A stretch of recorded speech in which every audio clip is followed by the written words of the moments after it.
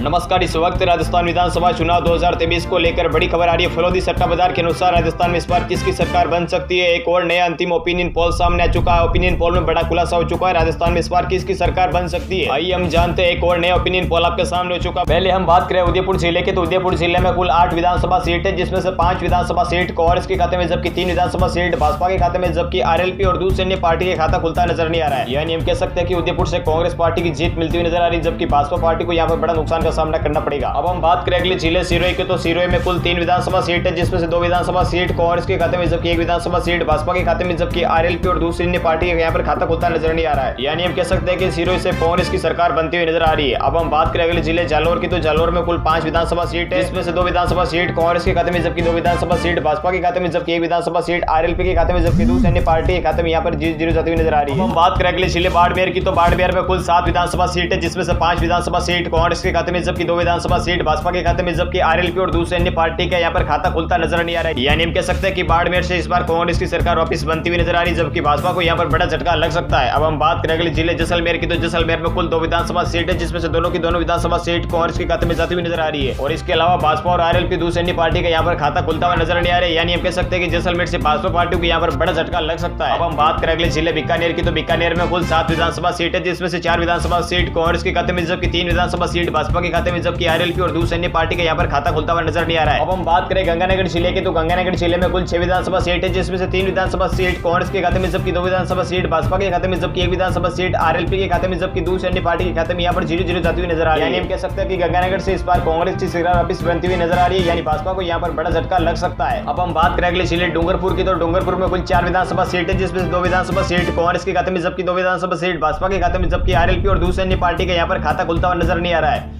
यानी हम कह सकते हैं कि डूंगरपुर से भाजपा और कांग्रेस के बीच कांटे की टक्कर देखने को मिल सकती है, जबकि डूंगरपुर से आरएलपी पार्टी को बड़ा झटका लग सकता है। अब हम बात करें अगले जिले बांसवाड़ा की, तो बांसवाड़ा में कुल 5 विधानसभा सीट है, जिसमें से 3 विधानसभा सीट कांग्रेस के खाते में, जबकि 2 विधानसभा सीट भाजपा के खाते में, जबकि आरएलपी और दूसरी अन्य पार्टी का यहाँ पर खाता खुलता हुआ नजर नहीं आ रहा है। यानी बांसवाड़ा से भाजपा और कांग्रेस के बीच थोड़ी बहुत कांटे की टक्कर देखने को मिल सकती है। अब हम बात करें अगले जिले प्रतापगढ़ की, तो प्रतापगढ़ में कुल 2 विधानसभा सीट है, जिसमें से दोनों की दोनों विधानसभा सीट कांग्रेस के खाते में जाती हुई नजर आ रही है, जबकि भाजपा और आरएलपी को यहाँ पर बड़ा झटका लग सकता है। दूसरी अन्य पार्टी का यहाँ पर भी खाता खुलता नजर नहीं। अब हम बात करें अगले जिले झालावाड़ की, तो झालावाड़ में कुल 4 विधानसभा सीट है, जिसमें से 2 विधानसभा सीट कांग्रेस के खाते में, जबकि 2 विधानसभा सीट भाजपा के खाते में, जबकि आरएलपी और दूसरी अन्य पार्टी के यहाँ पर खाता खुलता हुआ नजर नहीं आ रहा है। हम कह सकते हैं कि झालावाड़ से कांग्रेस और भाजपा के बीच कांटे की टक्कर देखने को मिल सकती है, जबकि झालावाड़ से आरएलपी को बड़ा झटका लग सकता है। अब हम बात करें अगले जिले चित्तौड़गढ़ की, तो चित्तौड़गढ़ में कुल 5 विधानसभा सीट है, जिसमें से 4 विधानसभा सीट कांग्रेस के खाते में, जबकि 1 विधानसभा सीट भाजपा के खाते में, आरएलपी और दूसरी अन्य पार्टी के यहाँ पर खाता खुलता हुआ नजर नहीं। यानी हम कह सकते हैं कि कांग्रेस पार्टी चित्तौड़गढ़ से अपनी सरकार बना सकती है, जबकि भाजपा को यहाँ पर बड़ा झटका लग सकता है। अब हम बात करें अगले जिले कोटा की, तो कोटा में कुल 6 विधानसभा सीट है, जिसमें से 3 विधानसभा सीट कांग्रेस के खाते में, जबकि 2 विधानसभा सीट भाजपा के खाते में, जबकि 1 विधानसभा सीट आरएलपी के खाते में जाती हुई नजर आ रही है, जबकि दूसरी अन्य पार्टी के खाते में यहाँ पर 0-0 जाती हुई नजर आ रही है। यानी हम कह सकते हैं कि कोटा से इस बार कांग्रेस की सरकार वापस बनती हुई नजर आ रही है, जबकि भाजपा को यहाँ पर बड़ा झटका लग सकता है। अब हम बात करें अगले जिले 12 की, तो 12 में कुल 4 विधानसभा सीट है, जिसमें से 3 विधानसभा सीट कांग्रेस के खाते में, जबकि 1 विधानसभा सीट भाजपा के खाते में, जबकि आरएलपी और दूसरी अन्य पार्टी के यहाँ पर खाता खुलता हुआ नजर नहीं आ रहा है। यानी हम कह सकते हैं कि 12 से कांग्रेस सरकार वापस रिपीट हो सकती है। बात करें अगले जिले सवामाध्यपुर की, तो सवामाध्यपुर में कुल 4 विधानसभा सीट है, जिसमें से 2 विधानसभा सीट कांग्रेस के खाते में, जबकि 2 विधानसभा सीट भाजपा के खाते में, जबकि आरएलपी और दूसरी अन्य पार्टी के यहाँ पर खाता खुलता हुआ नजर नहीं आ रहा है। यानी हम कह सकते हैं कि सवामाध्यपुर से कांग्रेस और भाजपा के बीच कांटे की टक्कर देखने को मिल सकती है। बात करें अगले जिले जयपुर की, तो जयपुर में कुल 19 विधानसभा सीट है, जिसमें से 12 विधानसभा सीट कांग्रेस के खाते में, जबकि 6 विधानसभा सीट भाजपा के खाते में, जबकि 1 विधानसभा सीट आरएलपी के खाते में, दूसरी अन्य पार्टी का यहाँ पर खाता खुलता हुआ नजर नहीं आ रहा है। अब हम बात करें जिले करौली की, तो करौली में कुल 4 विधानसभा सीट है, जिसमें से 2 विधानसभा सीट कांग्रेस के खाते में, जबकि 2 विधानसभा सीट भाजपा के खाते में, आरएलपी और दूसरी अन्य पार्टी के यहाँ पर खाता खुलता हुआ नजर नहीं आ रहा है। कह सकते हैं कि करौली से कांग्रेस और भाजपा के बीच कांटे की टक्कर देखने को मिल सकती है। अब हम बात करें अगले जिले धौलपुर की, तो धौलपुर में कुल 4 विधानसभा सीट है, जिसमें से 3 विधानसभा सीट कांग्रेस के खाते में, जबकि 1 विधानसभा सीट भाजपा के खाते में, जबकि आरएलपी और दूसरी अन्य पार्टी के यहाँ पर खाता खुलता हुआ नजर नहीं आ रहा है। अब हम बात करें अगले जिले भरतपुर की, तो भरतपुर में कुल 7 विधानसभा सीट है, जिसमें से 3 विधानसभा सीट कांग्रेस के खाते में, जबकि 4 विधानसभा सीट भाजपा के खाते में, जबकि आरएलपी और दूसरी अन्य पार्टी के यहाँ पर खाता खुलता हुआ नजर नहीं आ रहा है। अब हम बात करें अलवर जिले की, तो अलवर जिले में कुल 11 विधानसभा सीट है, जिसमें से 7 विधानसभा सीट कांग्रेस के खाते में, जबकि 4 विधानसभा सीट भाजपा के खाते में, जबकि आरएलपी और दूसरी अन्य पार्टी के यहाँ पर खाता खुलता हुआ नजर नहीं आ रहा है। अब हम बात करें सिक्कर जिले के, तो सिक्कर जिले में कुल 8 विधानसभा सीट है, जिसमें से 4 विधानसभा सीट कांग्रेस के खाते में, जबकि 4 विधानसभा सीट भाजपा के खाते में, जबकि आरएलपी और दूसरी अन्य पार्टी के यहाँ पर खाता खुलता हुआ नजर नहीं आ रहा है। यानी हम कह सकते हैं कि कांग्रेस और भाजपा के बीच सिक्कर से कांटे की टक्कर है वो देखने को मिल सकती है। अब हम बात करें झुंझुनू जिले की, तो झुंझुनू जिले में कुल 7 विधानसभा सीट है, जिसमें से 3 विधानसभा सीट कांग्रेस के खाते में, जबकि 3 विधानसभा सीट भाजपा के खाते में, जबकि 1 विधानसभा सीट आरएलपी के खाते में, जबकि दूसरी अन्य पार्टी के यहाँ पर खाता खुलता हुआ नजर नहीं आ रहा है। यानी हम कह सकते हैं कि झुंझुनू से भी कांग्रेस और भाजपा के बीच कांटे की टक्कर देखने को मिल सकती है। अब हम बात करें अगले जिले चूरू की, तो चूरू में कुल 6 विधानसभा सीट है, जिसमें से 4 विधानसभा सीट कांग्रेस की खाते में, जबकि 1 विधानसभा सीट भाजपा के खाते में, जबकि आरएलपी का यहाँ पर खाता खुलता हुआ नजर नहीं, जबकि 1 विधानसभा सीट दूसरे सैन्य के खाते में जाती हुई नजर आ रही है। यानी हम कह सकते हैं कि चूरू से कांग्रेस की सरकार वापिस रिपीट होते हुए नजर आ रही है। अब हम बात करें अगले जिले भीलवाड़ा की, तो भीलवाड़ा में कुल 7 विधानसभा सीट है, जिसमें से 4 विधानसभा सीट कांग्रेस के खाते में, जबकि 3 विधानसभा सीट भाजपा के खाते में, जबकि आरएलपी और दूसरी अन्य पार्टी के यहाँ पर खाता खुलता हुआ नजर नहीं आ रहा है। बात करें अगले जिले राजसमंद की, तो राजसमंद में कुल 4 विधानसभा सीट है, जिसमें से चारों की चारों विधानसभा सीट कांग्रेस के खाते में जाती हुई नजर आ रही है, जबकि भाजपा और आरएलपी दूसरी अन्य पार्टी को यहाँ पर बड़ा झटका लग सकता है। अब हम बात करें अगले जिले हनुमानगढ़ की, तो हनुमानगढ़ में कुल 5 विधानसभा सीट है, जिसमें से 1 विधानसभा सीट कांग्रेस के खाते में, जबकि 4 विधानसभा सीट भाजपा के खाते में, जबकि आरएलपी और दूसरी अन्य पार्टी के यहाँ पर खाता खुलता हुआ नजर नहीं आ रहा। यानी हम कह सकते हैं कि हनुमानगढ़ से भाजपा को बड़ा फायदा मिलता हुआ नजर आ रहा है, जबकि कांग्रेस का यहाँ पर बड़ा नुकसान का सामना करना पड़ सकता है। बात करें अगले जिले नागौर की, तो नागौर में कुल 10 विधानसभा सीट है, जिसमें से 5 विधानसभा सीट कांग्रेस के खाते में, जबकि 4 विधानसभा सीट भाजपा के खाते में, जबकि आरएलपी के खाते में यहाँ पर 0-0 मिलती हुई नजर आ रही है, जबकि दूसरी अन्य पार्टी के खाते में यहाँ पर 1 विधानसभा सीट मिलती हुई नजर आ रही है। यानी हम कह सकते हैं कि नागौर से कांग्रेस और भाजपा के बीच कांटे की टक्कर वो देखने को मिल सकती है। अब हम बात करें जोधपुर जिले की, तो जोधपुर जिले में कुल 10 विधानसभा सीट है, जिसमें से 5 विधानसभा सीट कांग्रेस के खाते में, जबकि 3 विधानसभा सीट भाजपा के खाते में, जबकि 1 विधानसभा सीट आरएलपी के खाते में, जबकि 1 विधानसभा सीट दूसरी अन्य पार्टी के खाते में जाने की संभावना है। हम बात करें पाली जिले की, तो पाली जिले में कुल 6 विधानसभा सीट है, जिसमें से 2 विधानसभा सीट कांग्रेस के खाते में, जबकि 3 विधानसभा सीट भाजपा के खाते में, जबकि 1 विधानसभा सीट आरएलपी के खाते में, जबकि दूसरी अन्य पार्टी के खाते में यहाँ पर 0-0 जाती हुई नजर आ रही है। बात करें अजमेर जिले की, तो अजमेर जिले में कुल 8 विधानसभा सीट है, जिसमें से 6 विधानसभा सीट कांग्रेस के खाते में, जबकि 2 विधानसभा सीट भाजपा के खाते में, जबकि आरएलपी और दूसरी अन्य पार्टी के यहाँ पर खाता खुलता हुआ नजर नहीं आ रहा है। बात करें अगले जिले बूंदी की, तो बूंदी में कुल 3 विधानसभा सीट है, जिसमें से 2 विधानसभा सीट कांग्रेस के खाते में, जबकि 1 विधानसभा सीट भाजपा के खाते में, जबकि आरएलपी और दूसरी अन्य पार्टी के यहाँ पर खाता खुलता हुआ नजर नहीं आ रहा है। अब हम बात करें टोंक जिले की, तो टोंक जिले में कुल 4 विधानसभा सीट है, जिसमें से 2 विधानसभा सीट कांग्रेस के खाते में, जबकि 1 विधानसभा सीट भाजपा के खाते में, जबकि आरएलपी का यहाँ पर खाता खुलता हुआ नजर नहीं आ रहा है, जबकि दूसरी अन्य पार्टी के खाते में यहाँ पर 1 विधानसभा सीट जाती हुई नजर आ रही है। अब हम बात करें दौसा जिले की, तो दौसा जिले में कुल 5 विधानसभा सीट है, जिसमें से 4 विधानसभा सीट कांग्रेस के खाते में, जबकि 1 विधानसभा सीट भाजपा के खाते में, जबकि आरएलपी और दूसरी अन्य पार्टी के यहाँ पर खाता खुलता हुआ नजर नहीं आ रहा है। यानी हम कह सकते हैं कि दौसा से अपनी कांग्रेस पार्टी वापस प्रचंड ले रह सकती है, जबकि भाजपा को यहाँ पर बड़ा झटका लगता हुआ नजर आ रहा है।